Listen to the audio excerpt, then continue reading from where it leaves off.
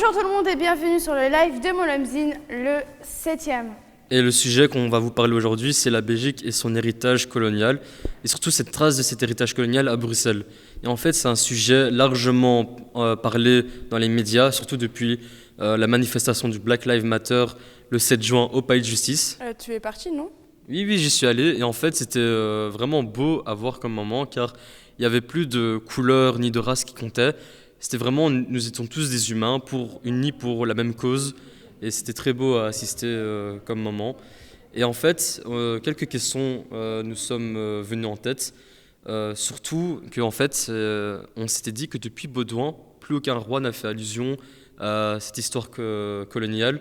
Et hier, c'était les 60 ans de l'indépendance du Congo, et le roi Philippe a écrit une lettre au premier président du Congo, où justement il s'excusait de ce passé colonial. Et en fait, du coup, voilà, c'est quelques questions que nous sommes posées en tête. On a voulu les éclaircir et avoir des réponses, donc on a fait ce reportage pour vous. Voici le reportage.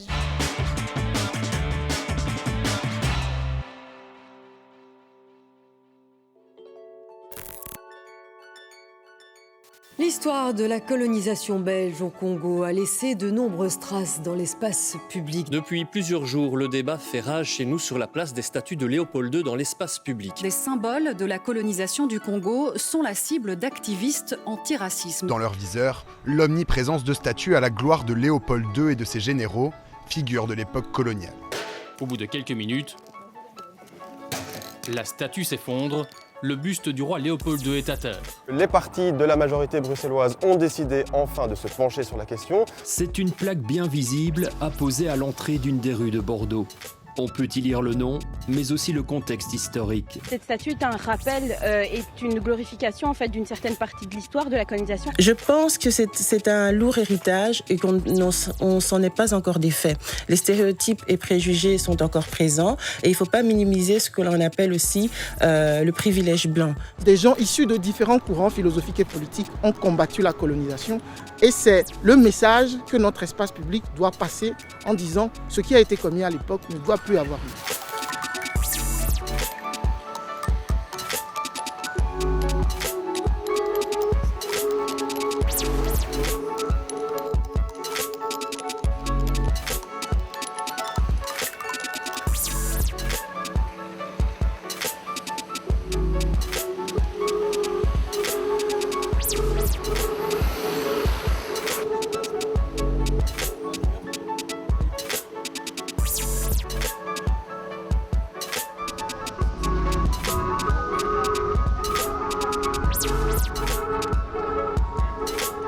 Aujourd'hui, on se trouve sur la place communale avec l'équipe de Molemzine pour rencontrer Madame Catherine Moreau, la bourgmestre de Molenbeek, pour répondre à nos questions sur le boulevard Léopold II et aussi à la consultation populaire qu'elle veut lancer.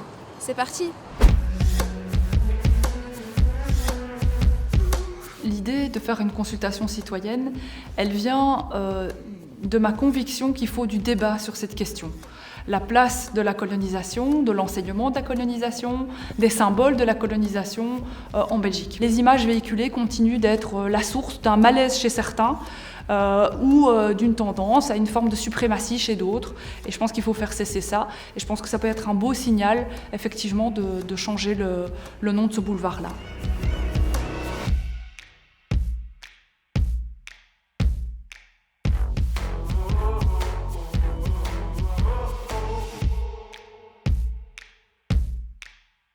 Notre position en général sur la décolonisation de l'espace public, c'est la contextualisation de cet espace public.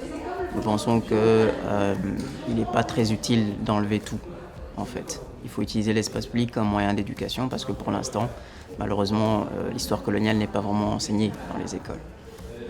Elle est enseignée de manière très bancale parfois et de manière très individuelle. C'est parfois certains profs qui se disent « bon, il faut quand même le faire et on y va, on le fait ».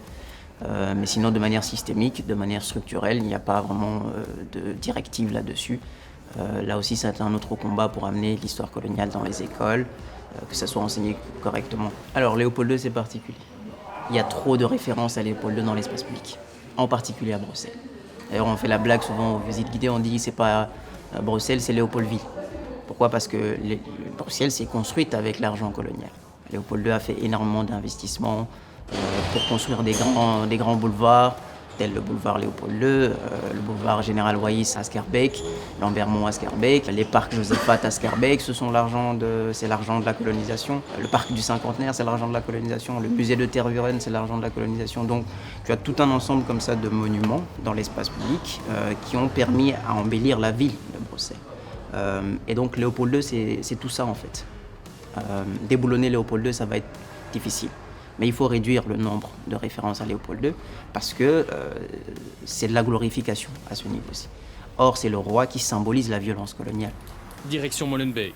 Après la statue, des noms de rues. Ici, boulevard Léopold II, la plaque est effacée à coups de peinture.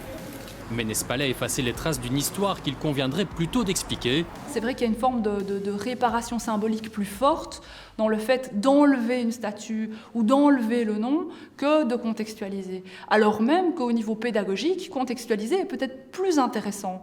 Donc voilà, moi je serais plutôt d'avis que ce serait utile de faire coexister les deux approches, d'avoir un ou deux gestes symboliques très forts et à côté de ça, d'avoir l'œuvre pédagogique qui se développe. On l'a vu à l'école avec un cursus obligatoire à ce sujet, ça je pense c'est vraiment indispensable, tout à fait indispensable.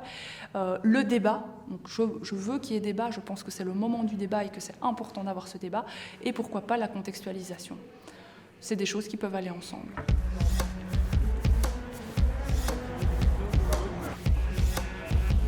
C'est pas nouveau, ça existe depuis X temps. Léopold II, il a eu des problèmes au Zaïre, au Congo.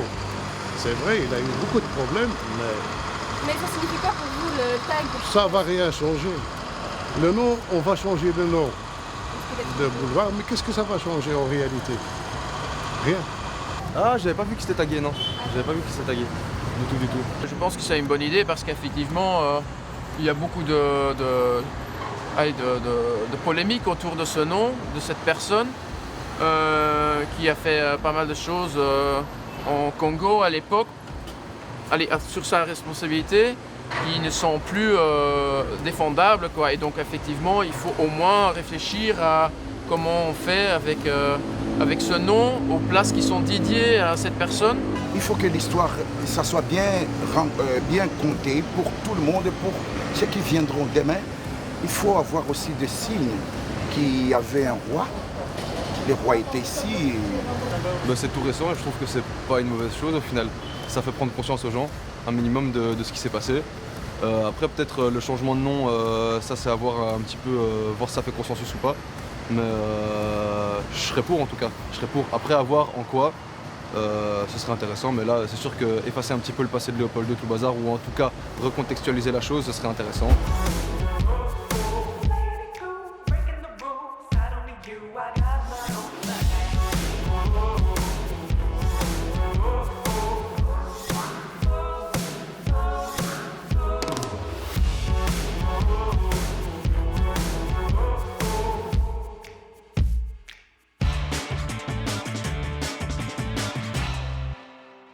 Notre avis sur ce sujet-là, tu en penses quoi, Ethan, en fait? Moi, ce que j'en pense, c'est que j'étais vraiment très touché par Aliou Baldé, du collectif Mémoire coloniale.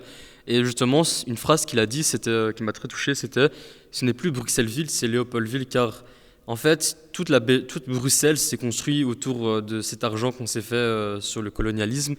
Et il y a tellement de bâtiments comme le musée Tervuren, le parc du Cinquantenaire, et encore le boulevard Léopold II, enfin plein d'institutions qui portent le nom de Léopold II. Et c'est dommage qu'on fait vraiment une glorification ce roi qui n'a pas vraiment fait de bonnes choses.